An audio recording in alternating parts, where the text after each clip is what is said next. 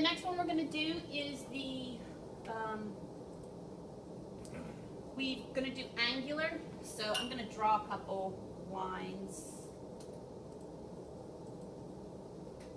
So if I come down here and I want the angle of that line from the horizontal, I could actually pick this line and this line and get an angular dimension. Okay? Typically, we have lines that look like here and here, and we can click on our angular and pick that. When you're doing angles, it's never going to give you, let's say I move this to over here, it's never going to give you an angle greater than 180 degrees.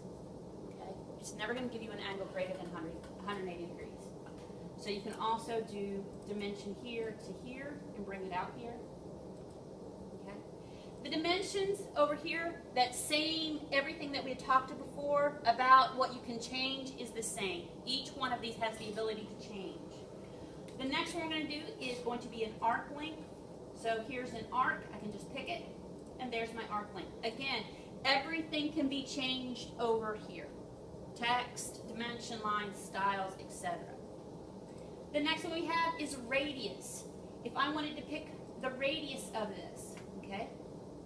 The next one is going to be diameter. Pick the diameter of that.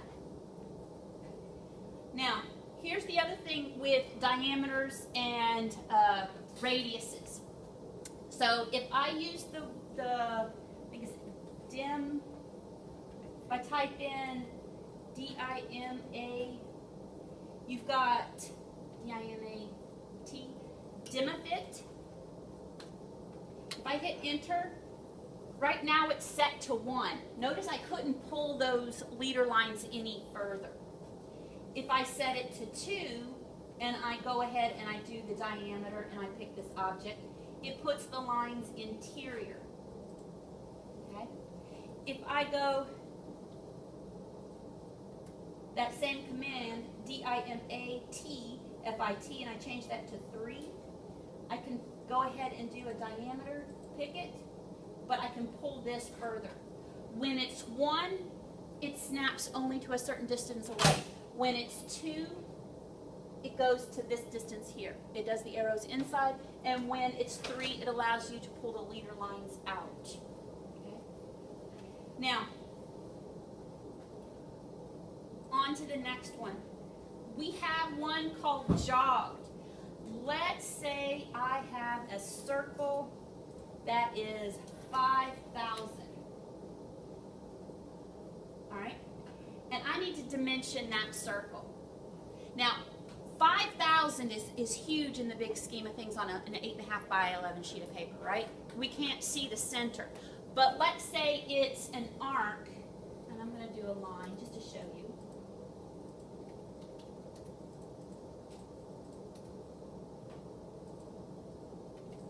Okay. If I click on that arc, it has a radius of 5,000.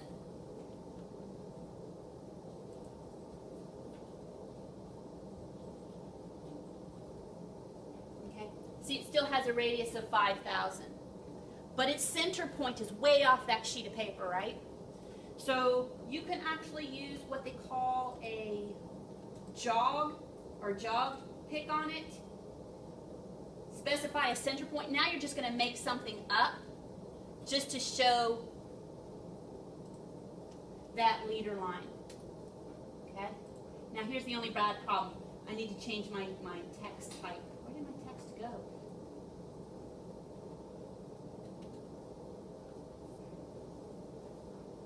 So on that one, it's basically giving you a dimension just to show you that it's way off the page. Okay? And the other reason is because the size of it, I have to zoom in tight to it. Okay?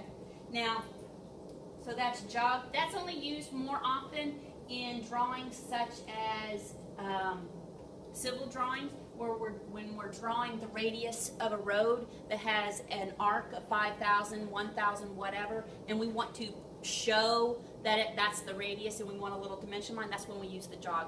It's not so much often used in mechanical or architectural. The next one we have is going to be ordinate. Now, I'm going to clean up some of this, get it out of the way. Now, ordinate means I am setting a X and Y coordinate. Now, if this is on a true piece of paper and you actually need to know the bottom of the sheet, the bottom left-hand corner is 0, 0, okay? So if I'm looking at this point right here is 0, 0, right? Okay? So if I tell it's the ordinate of whatever, it's going to come over here, X, and it's going to set me a line. So I'm going to say, pull it down, go ordinate, and then I want to click to the center of that and pull it down. It's 2.1 inches away from the 0, 0 mark, okay? I can actually do it again. I just hit enter, repeat the command, and pull it this way. And it's 3.8 inches up to here, okay? And you can just keep doing that. So, enter, here. You can also make it go closer if you're trying to stack it. I'm going to turn my ortho on, go F8, just to bring it down. Now, in the assignment, it says to offset 1/4 inch so we can all snap to the right location. For example, if I go ordinate here to here. Now, in the homework assignment, it actually has, and I'm going to offset that, offset 0.2. I'm going to use these 2 lines as my guidelines to make a tick mark in here. You can also, it's called hovering. I can go ordinate. You can do this with any of the dimensions. So I can click on ordinate.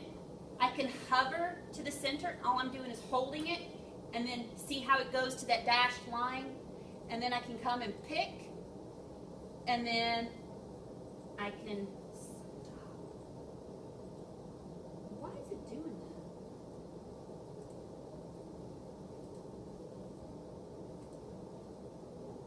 that? It's trying to go to the end point, I think, and pick. You can always pull these out, but it's giving you a mark. You can hold it. It's still holding it that distance away. I don't recommend doing that. You can. If you're trying to clean it up, like move it out of the way so it's not inside of it, but you have to make sure that everybody understands that it's going directly to that point. I prefer, let's say I have a circle here.